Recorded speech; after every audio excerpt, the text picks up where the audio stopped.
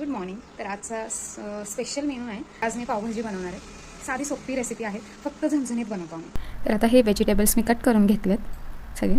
तर इथे मी 4 कांदे उभे चिरून घेतले, 4 टोमॅटो आहेत, 4 शिमला मिरची आणि 2 बटाटे आहेत आणि फ्लॉवर आणि थोडासा वाटाणा. हे सगळं मिक्स करायचं आहे, कुकरमध्ये ठेवायचं आहे आणि 2 ग्लास पाणी टाकून कुकरला 2 ते 3 शिट्ट्या करून घ्यायच्या. आणि हे सगळं केल्यानंतर मसाल्यांमध्ये 2 चमचे पावभाजी मसाला, 2 चमचे लाल तिखट मसाला, चवीनुसार मीठ, अद्रक लसूण पेस्ट आणि झणझणीत होण्यासाठी मिरचीचा ठेचा घेतला आहे आपण.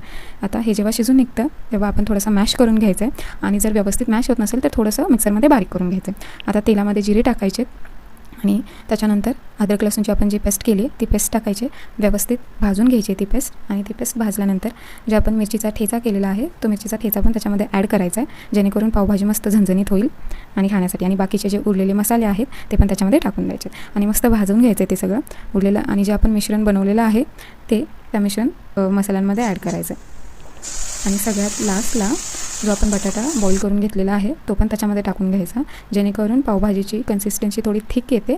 आणि मस्त लो फ्लेमवरती पावभाजीला 1-2 उकळी येऊन द्यायचे आणि त्याच्यानंतर थोड्या वेळाने गॅस बंद करायचे. आपली झणझणीत पावभाजी तयार होते आणि लास्टला आपली पावभाजी रेडी आहे. त्याच्यामध्ये थोडंसं बटर टाकून खायला घ्यायचं आहे.